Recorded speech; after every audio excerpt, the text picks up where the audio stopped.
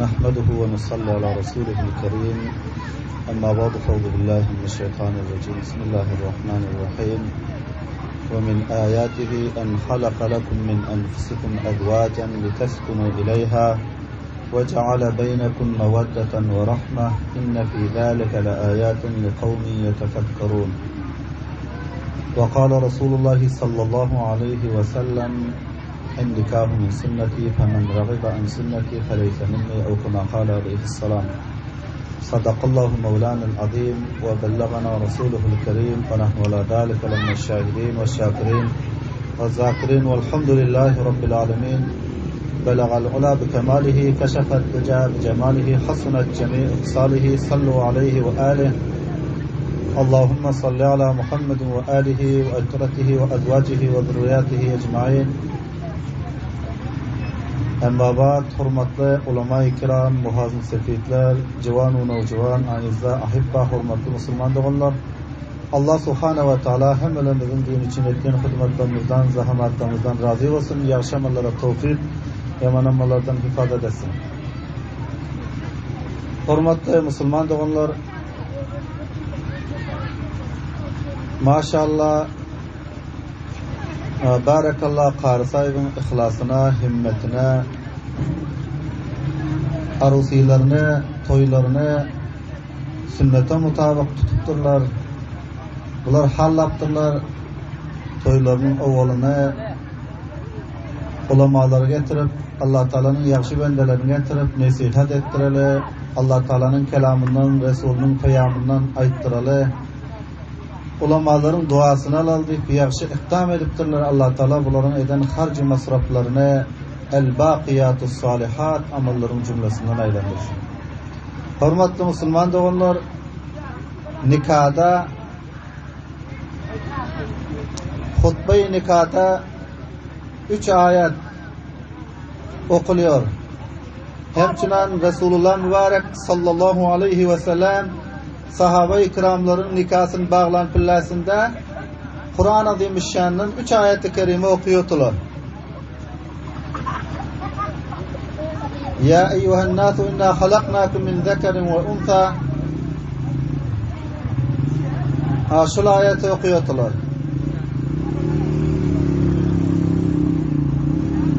Yine hem biri ya eyyühellezine amenuttakullaha hakka tukatihi ve la temutunne illa ve entum muslimun.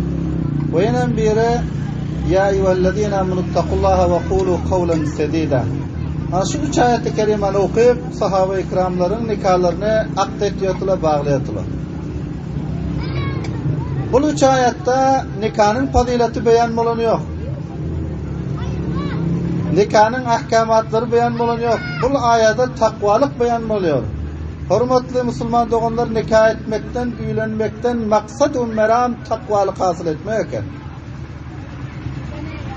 Evlenmekliğin meramı, garazı, hedefi takvalık etmek. Huday Teala'dan korkup yaşamak eken.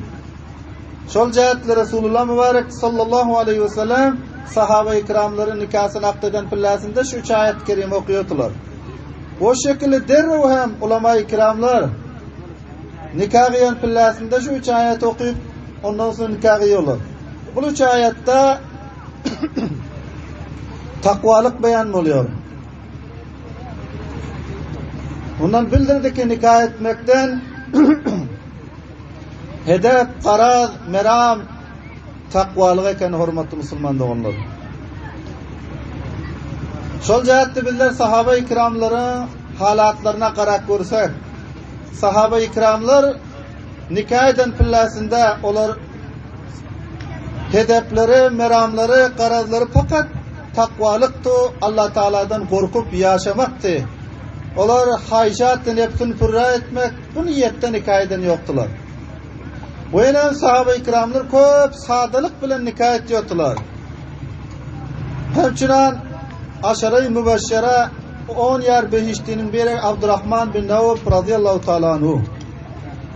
Bir gün Resulullah sallallahu aleyhi ve sellem Abdurrahman bin Avf'a aytlar ki ey doğanım sizin kalanızda zafaranın rengi çıkıptır, zaferanın iyisi görülüyor dedi. Abdurrahman bin Avf radıyallahu anh ayttılar, ya Resuluhuda, men nikah ettim, üylendim dediler. Sahaba-i kiramlar görün, şöyle sadalık bilen toy ediyor eken Peygamber aleyhisselam ondan bahabar bulunuyor eken. Şöyle asançılık bilen, sadalık bilen toy edip koyuyor eken. Peygamber aleyhisselam hem Abdurrahman bin Avf'tan şikayet başlamadılar. Men ne için toyunu aytmadın? Son soradılar ki velime ettin mi yok? Velime deyip nikah akıt bolandan son bir kurbanlık buluyon malı soyup merdimlere nan vermeklige velime diliyor. Velime etmedik bolsan velime ettin dediler bir koyun soyup. Evlim velev bişatın. Velime etkin bir koyun soymak bilen bolsa adam dediler. Yine hakkına dua verdiler. Barakallahu leke ve cema'ak beynekuma bi hayr. Allah Teala sizin nikahlarınızda bereket versin, sizlerin ortağınızda hayır böyle cemlesin diye. Sahabe-i kiram rızvanullahi aleyhim ecmainler sadalık bilen toy ediyordular, nikah ediyordular. Çünkü onların hedefleri, meramları, garazları nikahdan takvalıktı.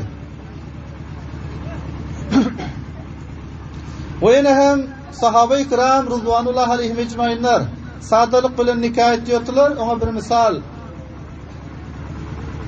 Resulullah sallallahu aleyhi ve sellem Gazve-i Beni Mustalak'ta yeni kafile bilen revanattılar. Kafilanın kervanın en ahirinde yani hemme kervanın düğelerinden en izde bir düğe haydap bilen şahsiyet ona duştular. Ondan soradılar hemme kervanlardan senle bile ida kalsın. Olaydılar ki men düyan mana şu rakam zayıfrak şu cihetten men ida kaldım dediler. Resulullah sallallahu aleyhi ve sellem bir çiğbuk bunun düyesine kalktı diyor. Peygamber aleyhisselamın bereketinden onun düyesi şöyle kavi, şöyle dayı oldu ki kaydışın hemme düyelerden kervanın önünde kayıttı. Resulullah sallallahu aleyhi ve sellem kaydışın bunun yanına bardı. Çünkü onun düyesi hemme düyelerden önünde. Sonra da kayıt oğunum. Şul düyana satacak değil mi? Ol sahaba Cabir bin Abdullah radıyallahu anhuma diyordu. Onlar ayttılar ki ya Resuluhuda bu düyanı satmaga büyüle dursun. Özünüze zerurat bolsa, gerek bolsa şunu yani hediye size veriyon dediler. Resulullah sallallahu aleyhi ve sellem ayttılar yok. Bunu bana kıymeti bilen ver. Son Resulullah sallallahu aleyhi ve sellem ol sahaba ayttılar bunu kança verecek bana? Ol Cabir bin Abdullah ayttılar ki ya Resuluhuda özünüz ne kıymeti ki münasip görüyorsunuz? Şunu alın. Yani 40 dirheme, 40 tenge kıymet edip Resulullah sallallahu aleyhi ve sellem ol sahabadan şu düyanı aldı satın. Ondan sonra ol sahaba Cabir bin Abdullah düyeden düştü. Ya Resuluhuda bana da düya sizinki oldu dedi. Ben piyade gidecek. Resulullah sallallahu aleyhi ve sellem etti ki düyanı Medine ertip son tavil et dediler. Puluna hem Medine'de veren dediler. Her vakti ki Cabir bin Abdullah radıyallahu anh düyanı Medine ertip Resulullah sallallahu aleyhi ve selleme tavil etti, pulu aldı. Şiirde bir gururun eştin. Her vakti ki gidişin Gazve-i Beni Mustalak'a varıyor pillasında bu düyan lebela arrık eken, kem zor eken Hazreti Cabir bin Abdullah bile gururun ettiler. Şu tayda bir başka bir gururun Resulullah sallallahu aleyhi ve sellem Cabir bin Abdullah bile geçirendiler. Ol şul ondan sonra ante ey Cabir bin Abdullah sen üylendin mi? Yok. Hazreti Cabir cevap edin ya Resulullah ben üylendim. Peygamber aleyhisselam Hazreti Cabir'den soradılar ki kıyız aldın mı? Biyu aldın. Hazreti Cabir aydantılar ki men biyu aldım. Peygamber aleyhisselam'a tek kıyız alan bolsan sen bilen mulaibet ederdi. Son Hazreti Cabir bin Abdullah ya Resulullah men şu cihetle, şu niyetle biyu aldım dediler. Atam Gazve-i Uhud'da şehit oldu. Maydacık kıyızda onlarım kaldı atamdan. Ta ki şolara ine olup otursun deyip. Çün ol ära varan ayal oğlan eklemekliğin evlat terbiyet etmekle uğranan boluyor. Ta ki şol uyalarıma terbiyet etmeklikde yaxşı bolsun dip men biýip aldım dediler.